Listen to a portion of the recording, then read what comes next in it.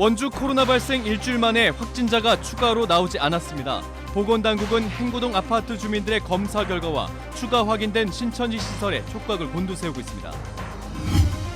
원주시가 동선을 제대로 밝히지 않은 세 번째 확진자를 경찰에 고발했습니다. 확진자인 아내와 딸도 비협조적이어서 추가 고발을 검토하고 있습니다.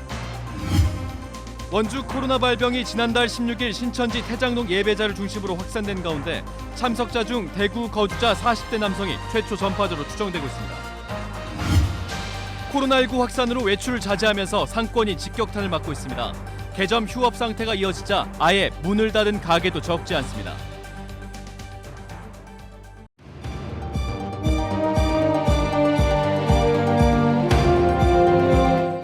안녕하십니까. 뉴스데스크 원주입니다.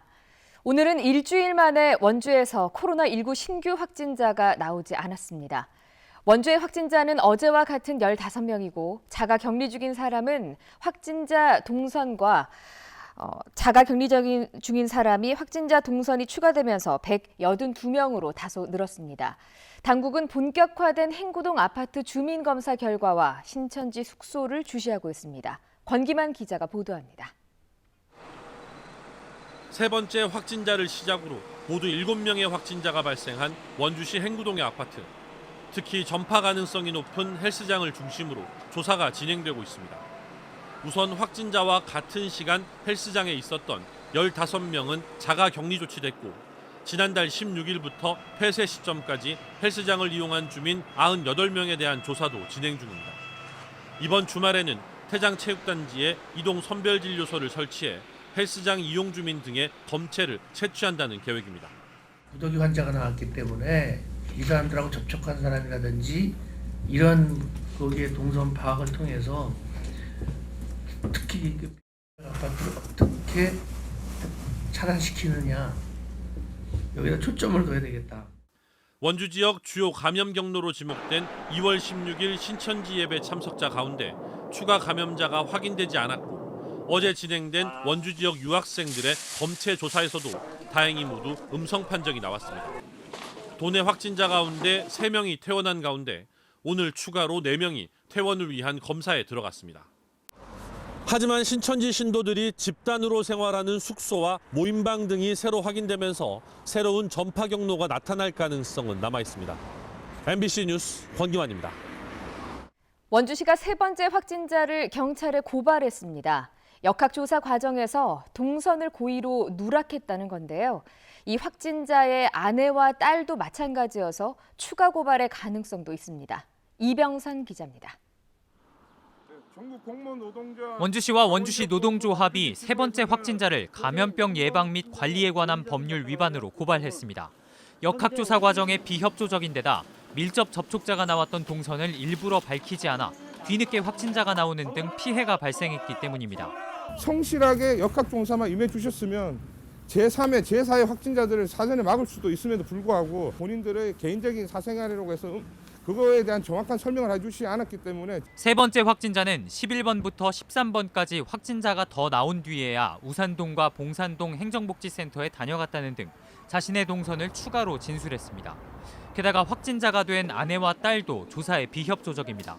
7번째 확진자인 딸은 최초 조사에선 집에만 있었다고 진술했지만 추가 조사에서 다른 동선이 확인되면서 방역이나 동선 공개에 혼선을 주는 것으로 알려졌습니다.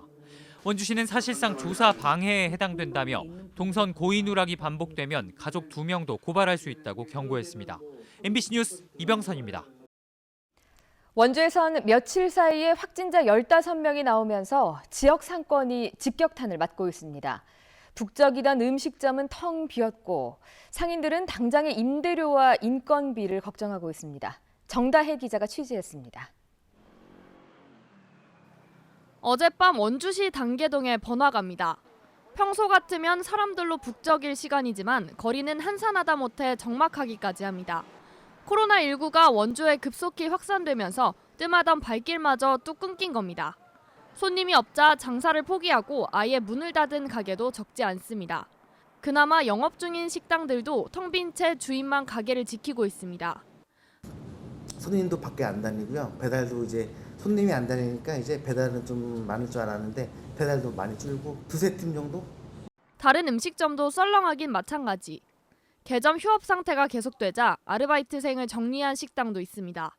힘들어하시죠. 더 줄이기도 하시지만 지금 봤을 때는 영업을 쉬는 경우가 조금씩 늘고 있더라고요. 확진자가 다녀간 곳은 상황이 더 심각합니다. 방역을 하고 소독에도 신경을 쓰고 있지만 손님들은 발길을 끊었습니다. 한 팀도 없었어요. 어제 같은 경우는 좀 심했어요. 코로나19 확산으로 외출은 물론 외식을 자제하면서 지역 상권도 직격탄을 맞고 있습니다.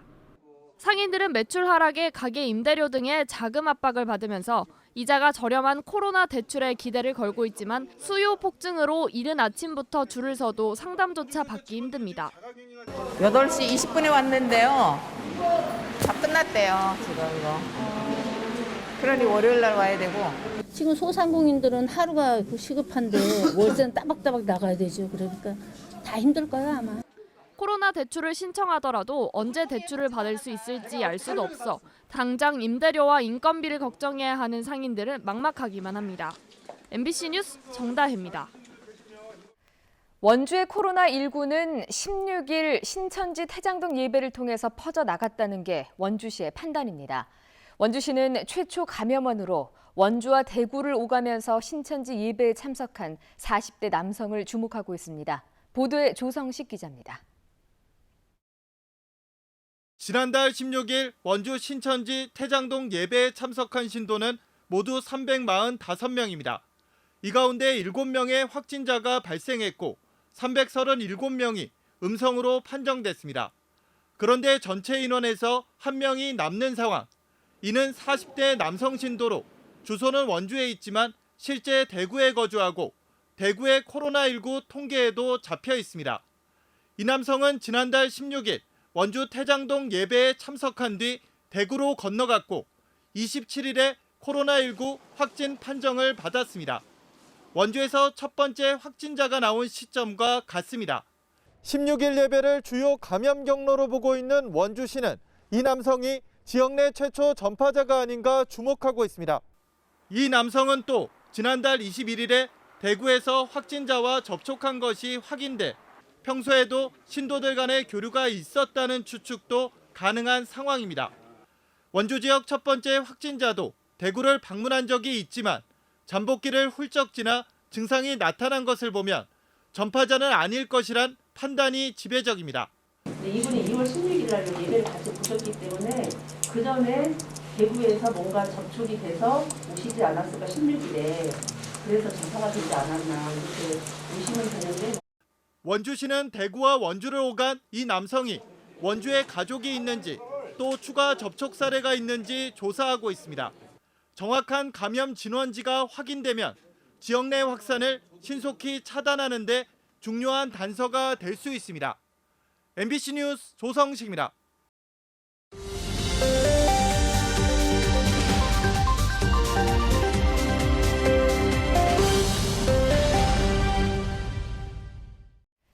미래통합당이 원주 갑선거구에서 추가 공천 신청을 받은 지 이틀 만에 현역인 김기선 국회의원이 총선 불출마를 선언했습니다. 김 의원은 보도자료를 통해 이번 총선에서 문재인 정권을 심판하지 못하면 나라의 미래가 없다며 보다 젊고 유능한 인재가 원주 갑의 전사가 되어 승리하길 바란다며 후보 사퇴를 공식화했습니다. 이에 따라 최근 미래통합당의 원주 갑 경선 추가 공모에 신청한 박정하 전 청와대 대변인 전략 공천에 무게가 실리고 있습니다. 코로나19의 여파로 교통 이용객이 줄면서 시내버스가 감축 운행에 들어갑니다. 원주시는 버스업체의 운행 손실을 줄이기 위해 내일부터 초중고등학교 개학 전인 22일까지 한시적으로 시내버스 운행을 축소한다고 밝혔습니다.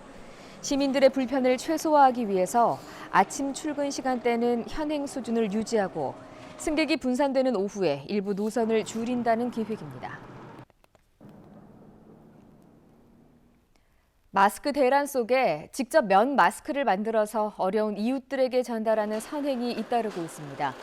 흥성군 새마을 분야회는 필터 교체형 면 마스크 2,000개를 손수 제작해 마스크 구입에 어려움을 겪고 있는 취약계층에 전달할 예정입니다. 원주 명륜 일동 새마을 분야회와 횡성 둔내 주민자치 프로그램 수강생 등도 직접 제작한 면 마스크 230개를 지역의 저소득층에게 나눠줬습니다. 영월군이 오늘부터 의료 취약계층에 우선적으로 마스크를 긴급히 지원합니다. 이에 따라 희귀 난치성 질환자와 암 환자, 임산부 등에게 일주일에 2장을 기준으로 한 달분 무려 4,300여 장을 지급하게 됩니다. 희귀 난치성 질환자와 암 환자는 방문 간호사가 가구별로 전달하고 임산부는 본인이나 배우자가 보건소를 방문해서 받을 수 있습니다.